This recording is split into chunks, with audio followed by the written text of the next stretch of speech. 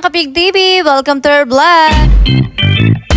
Today's video ay nagpo-order tayo ng per kilong karne and titingnan natin kung magkano ang tutubuin natin. Itong pina-order namin ay oversized patining at walang kasama si Daddy kaya diretso na sa slaughterhouse. Nagdala na rin kami ng lagayan para ipachop na rin doon yung ating karneng baboy.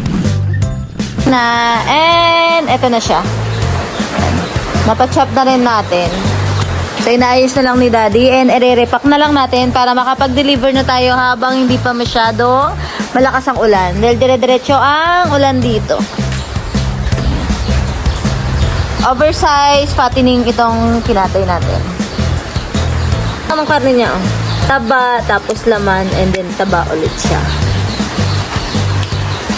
Separate natin yung mga parts ng baboy para dun sa ating mga pa-order kasi may kanya-kanyang price and parts ang gusto ng ating mga customers. Ayan. Tinayos na lang natin.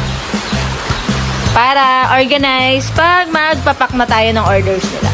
Ito tayo ang matapos sa pag-repack. And meron tayong mga pakalan para yung mga orders nila ay yan yung parts na gusto nila. Tada! Konti na lang. Matatapos na. And samahan nyo kaming mag-deliver! Ayan, so magdi-deliver na kami na isa sa may garong. So, naipak na. Deliver na tayo. Gamit ang ating garong habang hindi pa umuulan. Sana wag mo na umulan habang nagdi-deliver kami. Kaya kami mag-deliver na. Ayan, nakarepack na dito. Ayan natin. Ayan. So, by place. By place. By barangay to para malaman na natin kung saan yung mga karne nila. Natin yung iba. Ayan, ito na lang. Next barangay tayo ulit. Na kami, kaso baha dun sa kabilang diki. Kaya dito lahat ng baka.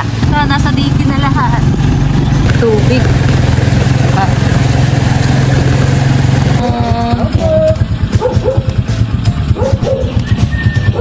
Kami and magbibilang na tayo kung may tinubo ba tayo sa ating pagpapauraga. Taas na per kilo yung karne natin. Natin kung magkano yung ating tinubo, kung may tutubuin ba tayo. Ayan. Pag tayo yung magkakatay ng baboy at tayo yung magpapauraga o magpapa-order, magbebenta ng karneng baboy.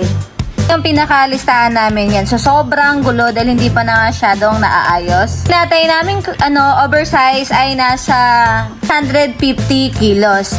And ang pinakapuhunan nun, expenses namin, lahat-lahat na is 21,600. Ito yung pinakapuhunan natin, 21,600. At ang napagbentahan natin lahat ay 32,085 pesos. Ito lahat ay nagbayad. Ito ay may mga nag-cash and meron ding 1 week. Sana nga 1 week maibigay na nila.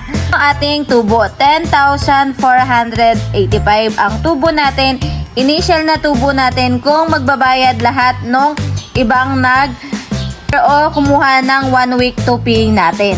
Takit talaga ang kikitain natin pag tayo ang magbebenta order ng karneng baboy. For today, thank you for watching. God bless to all.